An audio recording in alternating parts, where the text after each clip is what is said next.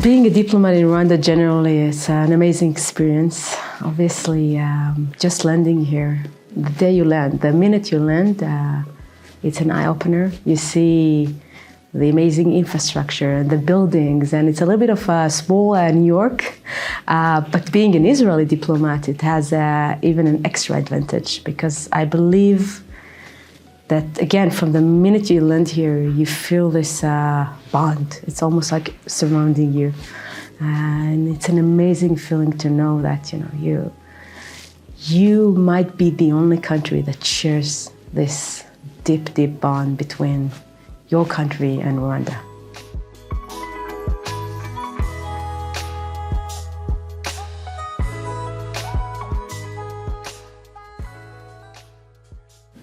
So obviously, the bond that I would say the meaningful and how strong it is based on our shared history. And you cannot take our past from our everyday living, from our present and from our future. It's always there. And we cannot take off the fact that our parents and grandparents had to endure catastrophe.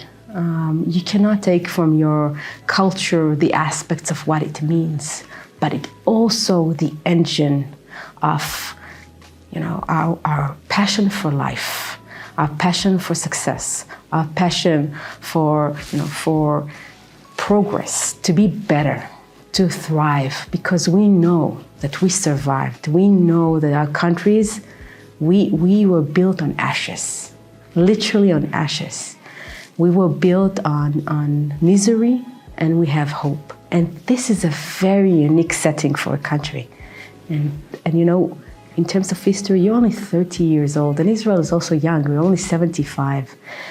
We're young, but we show the world that we are the engine that could. We can, and that's amazing.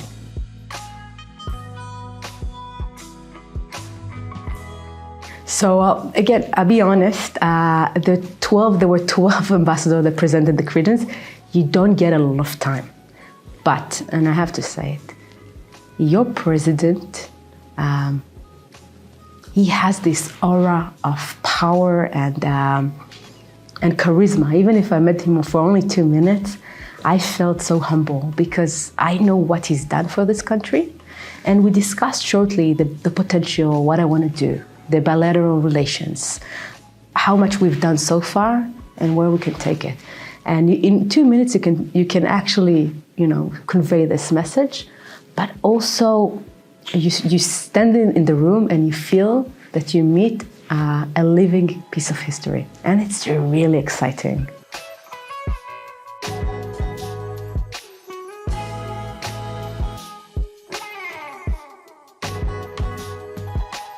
So I'm going to do something unpopular, and I'm going to applaud my predecessor. Usually ambassadors don't applaud their predecessors, but my predecessor, Ron Adam, he was the first ambassador, and he's done an amazing job because he realized that you have to build people-to-people connections, and he invested a great deal of that. So I found a very functioning embassy with great team, very devoted team, but also an embassy that in 4.5 years has done an amazing job in connecting to an understanding of what Israel is all about. And I can give you 2 examples of things that already been done in 4.5 years, and I think they're very successful, and they could be models for other embassies, but also for me.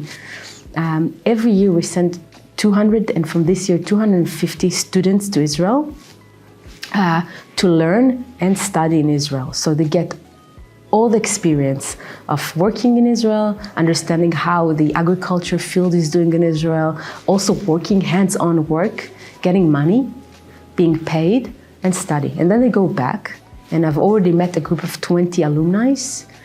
They all came back with tools they didn't have before. They all started their own businesses, or they found a great job. They're implementing what they studied.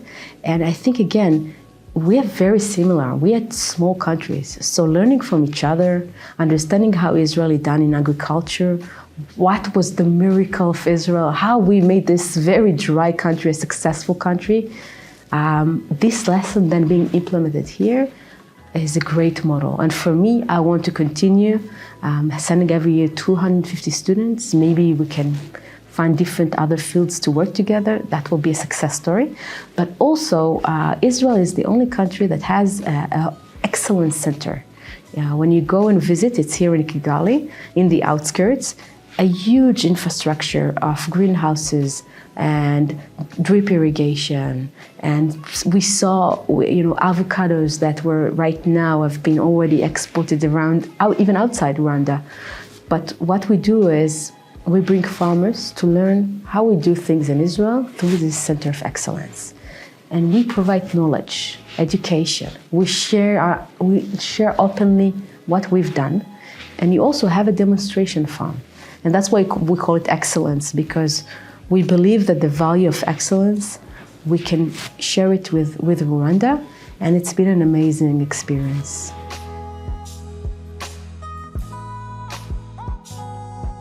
When you come here and every day you meet 4, 5, 6 entrepreneurs, NGOs, you realize how much more you can do. I've met people from all walks of society, from people who are educators and they have NGOs on autism, on working with disabled kids, that they build in their own little small workshops tools for kids that they cannot walk. And you realize you can do so much with them. You can help with knowledge because Israel has the expertise, and even with some budget. These things I keep thinking, even when I go to bed every day, I think what we can do.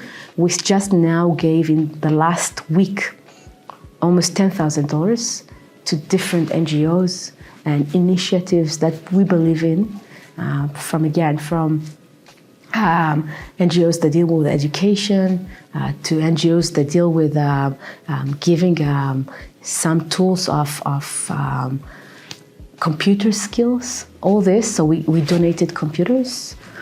I really believe that we can do so much with that, and I'm going to do more. The main fields I'm thinking of, after talking obviously with Rwanda's people and with people that decision makers, are health, which I believe there's so much to be done, education, but also continuing with agriculture.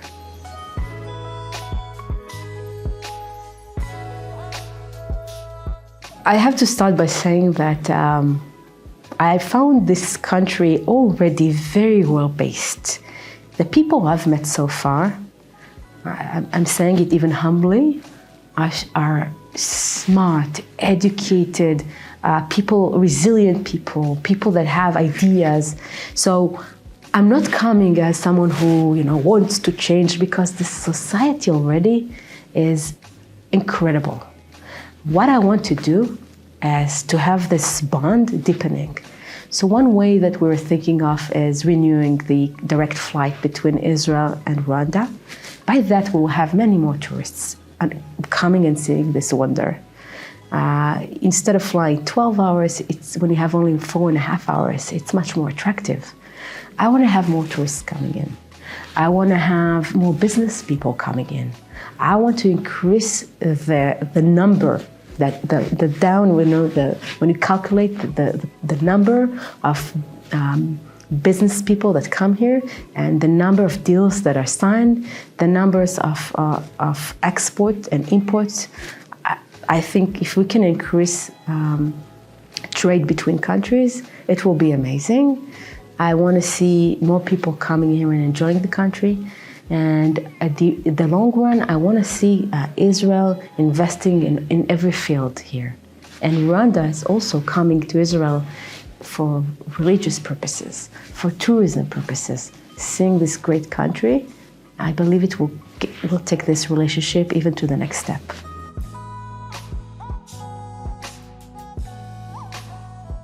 So I joined the Foreign Service 15 years ago. I started in Australia.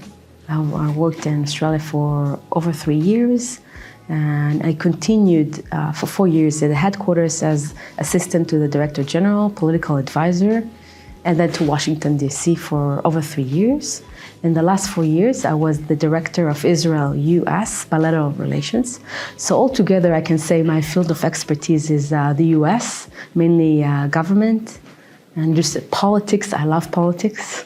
I really love politics of this place, of Israel, and of the U.S.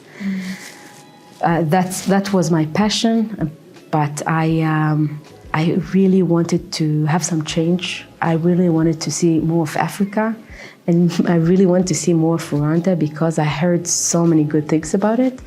So I really I lobbied for this place, and I was lucky to receive this job. So that was my past and my future, obviously, in this place.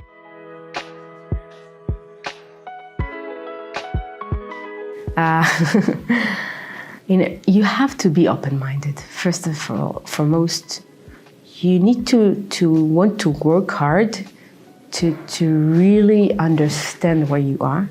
You need to be humble.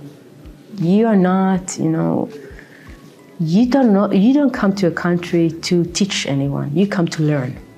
And only after you learn where you are and what the needs, you can see where you can, work together. I think that's the real qualities. You have to be people's persons. You have to love talking with people, and you have to understand that you're here to serve your country. You're not here to serve yourself. You're here to serve your country, and you need to do it passionately.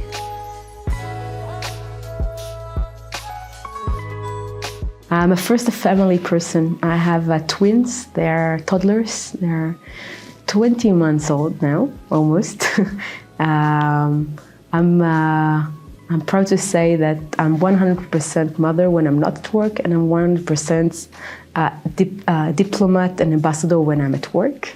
I have a partner, and I'm a family person, but also have hobbies like everyone else. I love hiking. I really hope to explore this country to the last kilometer.